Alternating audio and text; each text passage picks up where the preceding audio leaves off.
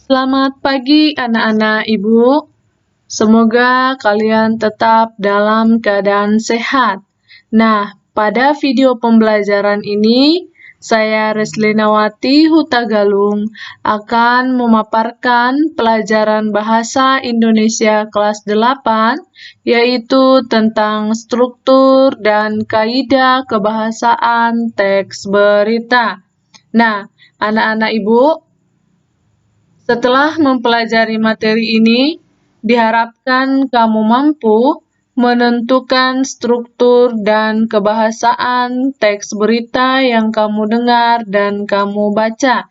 Baiklah, yang pertama kita akan membahas tentang struktur berita yang terdapat dalam bukumu pada halaman 12. Nah, coba kamu perhatikan struktur berita bawah ini, yang mana di dalam struktur berita terdapat judul, kepala, tubuh, dan ekor.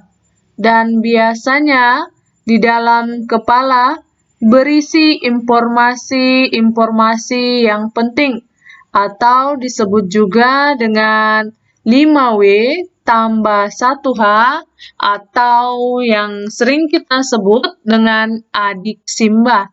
Nah, sedangkan di dalam tubuh berisi informasi penting atau informasi pendukung, sedangkan di dalam ekor berisi informasi yang kurang penting atau disebut juga dengan informasi tambahan. Nah, untuk lebih jelasnya, kita akan membahas satu persatu. Nah, yang pertama adalah judul berita. Setiap berita harus mempunyai judul, karena judul menggambarkan inti terpenting berita. Judul hendaklah dibuat semenarik mungkin, ditulis secara singkat, padat, dan jelas. Nah, itu dia dalam judul ya, Nah Ibu. Kemudian, kepala berita. Kepala berita merupakan bagian awal atau paragraf awal dari sebuah berita. Nah, pada bagian ini adalah bagian terpenting. Maka, penulis berita harus pandai merangkai kalimat agar memudahkan pembaca dalam memahami bagian yang paling penting dari keseluruhan berita. Nah, struktur yang ketiga ada tubuh berita. Tubuh berita ini merupakan bagian dari kelanjutan berita yang dinarasikan secara lebih rinci tentang kronologi dari suatu peristiwa yang diberitakan. Dalam tubuh berita ini dimuat fakta-fakta yang menjadi pelengkap keterangan dari kepala berita. Dan yang keempat, ekor berita. Pada bagian ekor berita, atau disebut juga dengan kaki berita, dicantumkan berbagai data yang tidak terlalu penting. Misalnya, daftar nama korban pandemi corona. Jika dihilangkan oleh editor, tidak terlalu berpengaruh terhadap substansi atau pokok bahasan berita tersebut. Nah, coba kamu perhatikan contoh berikut. Ibu ambil sebuah teks berita yang ada pada bukumu halaman 2. Nah, silakan anak ibu perhatikan dulu teks ini. Nah, di sana sudah ibu tentukan bagian kepala berita, tubuh berita, ekor berita. Nah, pada teks ini tidak ada di situ judul ya, anak ibu ya. Nah, makanya tidak ibu cantumkan judulnya. Yang hanya di situ strukturnya ada kepala berita, tubuh berita, dan ekor berita. Berarti judulnya tidak ada. Nah, silakan diperhatikan ya anak ibu, dibaca bukunya kembali. Oke? Nah, itu dia di dalam struktur teks berita. Jadi anak ibu, struktur teks berita itu ada judul berita, ada kepala berita, tubuh berita, dan ekor berita.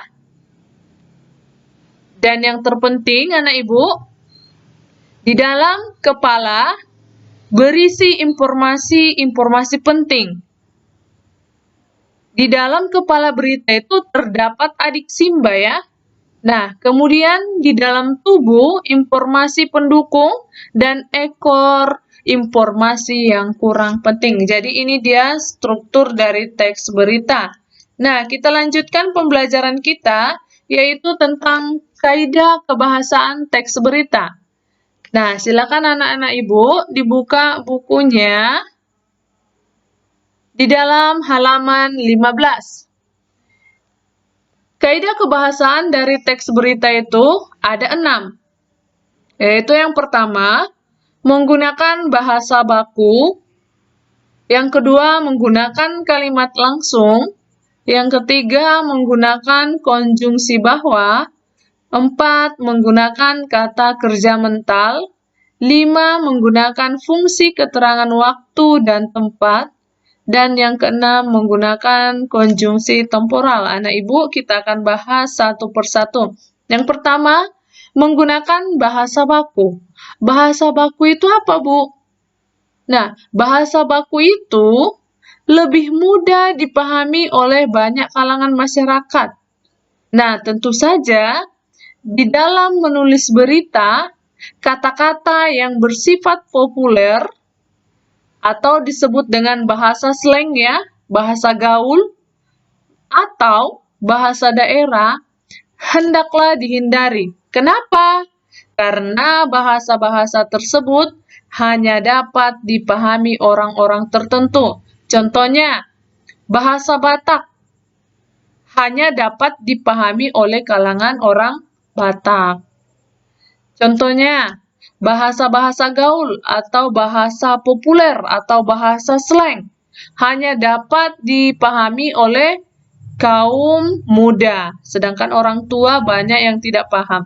Nah, makanya di dalam teks berita hendaklah menggunakan bahasa baku. Kemudian yang kedua, menggunakan kalimat langsung. Kalimat langsung itu merupakan kutipan langsung dari pembicaraan seseorang yang sama persis seperti apa yang dikatakan pembicara. Nah, biasanya anak ibu, di dalam kalimat langsung ditandai oleh dua tanda petik ganda. Ingat ya, tanda petik ganda dan disertai keterangan penyertanya.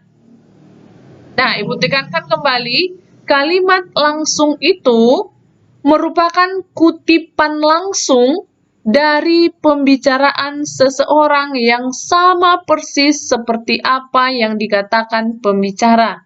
Bisa dipahami anak ibu ya? Nah, kemudian yang ketiga, menggunakan konjungsi bahwa. Apa fungsinya? Nah, penggunaan konjungsi bahwa ini berfungsi sebagai penerang kata yang diikutinya. Hal itu terkait dengan pengubahan bentuk kalimat langsung menjadi kalimat tidak langsung. Contohnya, di sini ada ibu buat, BMKG menyampaikan bahwa gempa hari ini berkekuatan 5,4 skala Richter, pukul 11.44 14 WIB, berpusat di 18 km barat daya Rangkas Bitung, Banten. Nah, itu dia anak ibu ya. Jadi konjungsi bahwa ini sudah berkaitan dengan pengubahan bentuk kalimat langsung menjadi kalimat tidak langsung. Oke, yang selanjutnya menggunakan kata kerja mental. Apa itu kata kerja mental? Nah, kata kerja mental atau kata kerja yang terkait dengan kegiatan dari hasil pemikiran.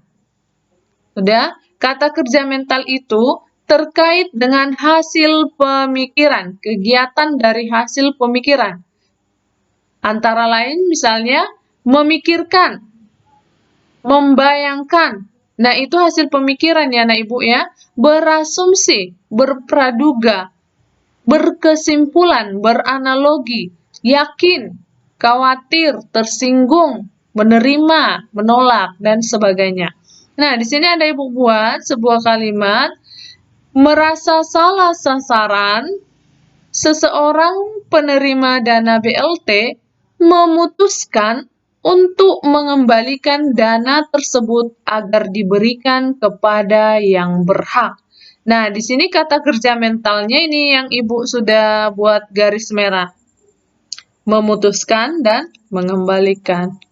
Nah, yang selanjutnya menggunakan fungsi waktu dan keterangan tempat. Penggunaan fungsi keterangan waktu dan tempat sebagai konsekuensi dari kelengkapan suatu berita yang mencakup unsur kapan dan di mana. Contohnya, gempa bumi terjadi pada hari Selasa, tanggal 7 bulan 7 2020 di Laut Jawa, Jepara, pagi hari pukul 5:55. Nah, kemudian penggunaan konjungsi temporal. Apa itu konjungsi temporal, Bu? Konjungsi temporal itu merupakan konjungsi atau kata hubung. Ingat ya, konjungsi itu kata hubung. Jadi, kalau dikatakan konjungsi temporal, berarti kata hubung yang dapat menerangkan hubungan waktu dari dua hal atau peristiwa yang berbeda. Jadi, konjungsi temporal ini berkaitan dengan waktu ya, Ibu ya. Nah, menerangkan hubungan waktu dari dua hal atau peristiwa yang berbeda. Kata ini termasuk kata hubung yang sangat erat karena berkaitan dengan waktu. Seperti kemudian, selanjutnya, setelah, sejak, awal, dan akhirnya. Nah, ini berkaitan dengan waktu ya, Ibu ya. Kata hubung yang berkaitan dengan waktu. Itu dia konjungsi temporal. Nah, itu dia kaidah kebahasaan bahasa Indonesia dari teks berita. Jadi anak ibu, kaidah kebahasaan teks berita itu ada 6. Menggunakan bahasa baku, kalimat langsung, konjungsi bawah, kata kerja mental, fungsi keterangan waktu dan tempat, dan konjungsi temporal. Nah, sampai di sini penjelasan ibu.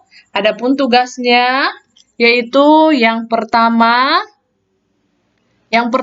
tugasnya tuliskan dan jelaskan struktur dari teks berita.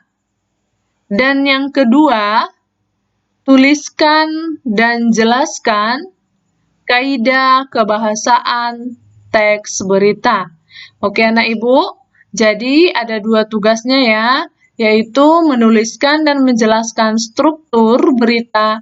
Dan yang kedua, menuliskan dan menjelaskan kaidah kebahasaan bahasa Indonesia dari teks berita.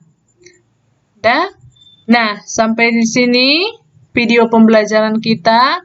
Semoga anak-anak ibu bisa mengerjakannya. Selamat bekerja.